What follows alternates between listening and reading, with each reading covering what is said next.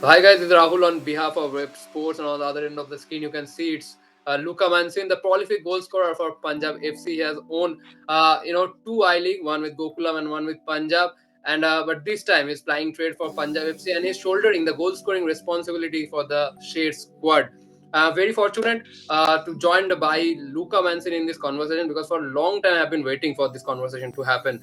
First of all, Luka Majcen, you are the only, I think, one of the few players who have played in almost all the levels of Indian football, from second division to ISL, the top category of Indian football. So how you kept adjusting to all the levels of Indian football? Yeah, I mean, I have to admit at the beginning it was a little tough. The weather here in India is more hot than at my place for sure. But yeah, I mean, football does, or the clubs don't give you a lot of time to adjust. Either you adjust or they find someone else. Luckily, I adjusted. So yeah, that's it. That's great. That's great. But you enjoyed. Hopefully, you enjoyed. Playing on the pitch for Punjab, Gokulam, and Churchill brothers.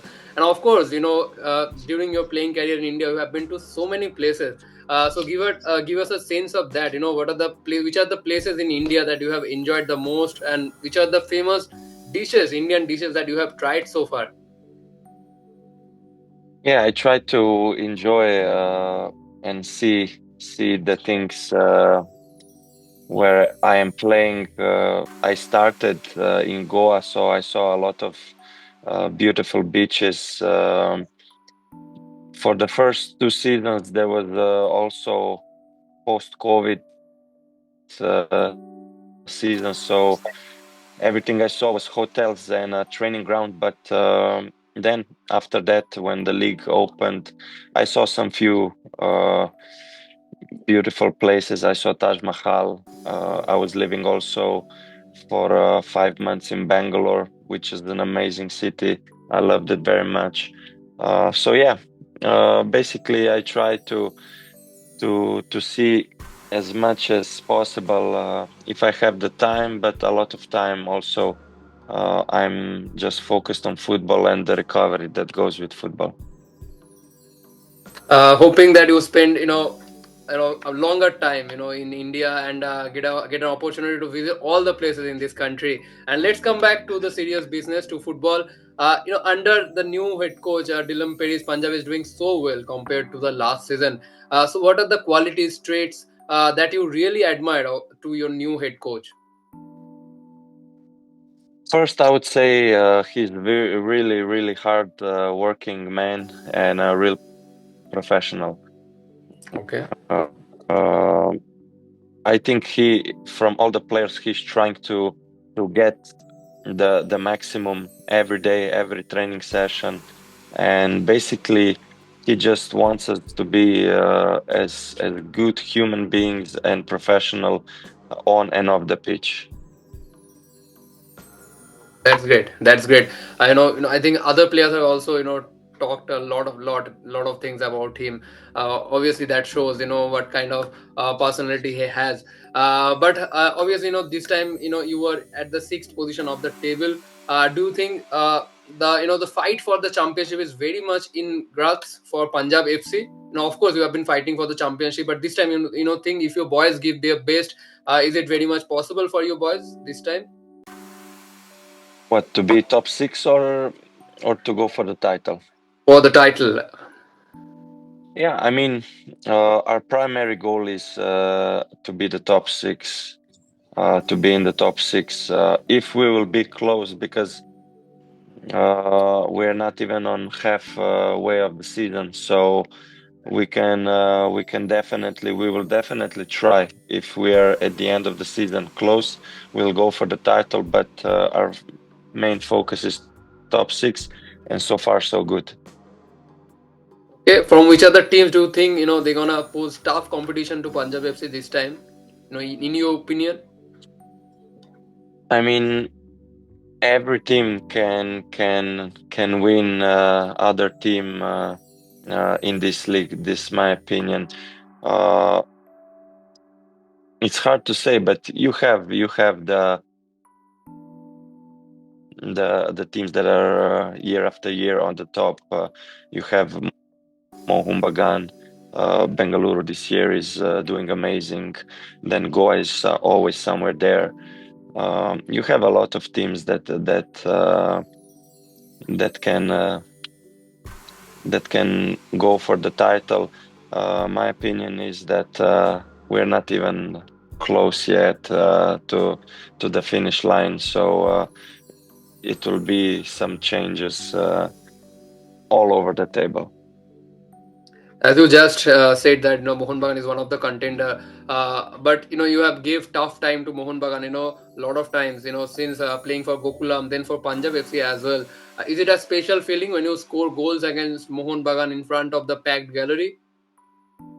Yeah, for sure. It's a special feeling. It's always nice to score against the bigger teams in the leagues. Um, I mean, goal is a goal, but yeah, if there is thousands of fans and a big stadium, it makes it even more special.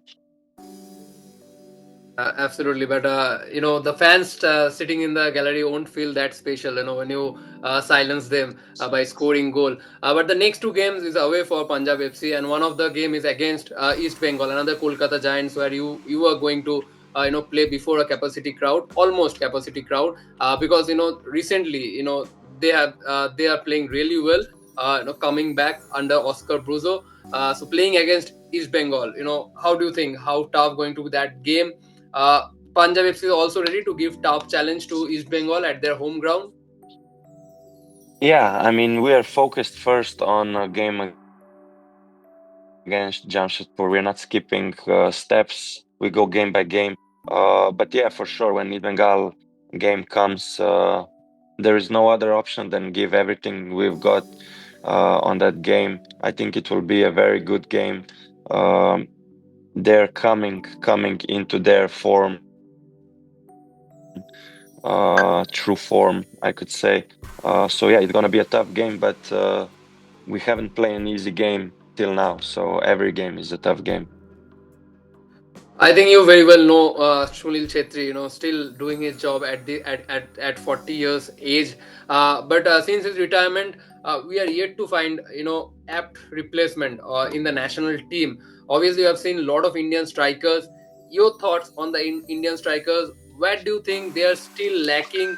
That sharpness in the upfront, and what they can do better, in your opinion? Yeah, when you say if I saw a lot of Indian strikers, I saw few, but that was also the problem, maybe of the league, because there are some positions that foreigners take place, and that doesn't give much room for Indian strikers to evolve or to get the minutes on the games. Definitely, what I saw is one touch finishes, or if you see Chetri's game, it's very I don't want to say something wrong. It's very simple in a good way. It's not very flashy. It's efficient, and in the 16 year uh, area, that should be 1-2 touch max. And yeah, but I saw through the years, I saw some good strikers, tall strikers, fast strikers. So I think we'll see who will be the next Chetri. Absolutely. Last few minutes, last few questions. It's a bit separate question, and I am bound to ask this because I felt really bad. On that night, you were playing against Kerala Blaster. You almost so close to the final whistle. You're all set to celebrate the win, but unfortunately, that thing happened. That draft tackle from Rahul KP. Do you think that he could have avoided that? Referee could have given a different a hard decision on that incident. uh, Luka. Yeah. Uh, about that challenge. I think it could be avoided. I think it could be the referee could make a different decision uh, when I check back the videos and see how it looked. Um, I know that could be avoided because I used to be. If you guys think that I'm aggressive on the pitch now, you should see me 10 years ago. I know, and every footballer knows when you go into the tackle, when with what force you will go in the tackle, or if you want to stop or not before entering the tackle. He knows what he wanted, or if he got what he wanted. I hear a lot of different stories. He didn't want to go, the ball was 50-50. Uh, he clearly stopped after the tackle, so the ball, he didn't want to go for the ball because then he would continue. It hurts a little because it was, yeah, in the last minutes, and on their half, the ball was not important. If this would be a goal line clearance or anything else, I would understand. But I think it was over Okay, okay. Has he apologized? Has he sent any message to you? Has he asked about you? Yeah, he reached out, he sent a message. That's great. That's great. And my final question, because in the last game and also other game also I've noticed, one of the strong support for you, that is I think your partner who was cheering for you in the stand. How has been her support in your career, or any special stories in between you two regarding football? Yeah, my fiance Lana, she's here with me now. But yeah, she's been my biggest fan. Um, I was already playing here in India when we met, and she's been my biggest fan from day one. She's really a rock, my rock, if I can say it. She tries to go on all the games, so she'll be there in Kolkata soon also. Yeah, she just makes it easier when she's here. She can't be through whole year here because she has her own job back in Croatia. But I really love the time when we spend it together. Um, yeah, and actually, we got engaged in Taj Mahal a month ago. So this is our crazy story. So yeah, India will and Taj Mahal will always be special for us. Okay, I was going to end, but just made me more intrigued to know about that story. If you can, give us, explain to us about that story. Getting engaged in front of Taj Mahal, a bit of that. Yeah, basically it was the second time. The first time, I've been to Taj Mahal 3 times now. First year was with Juan Mera, and then second year when I met Lana and she visited me in India. I said, "You have to see this. It's too beautiful. You have to see it."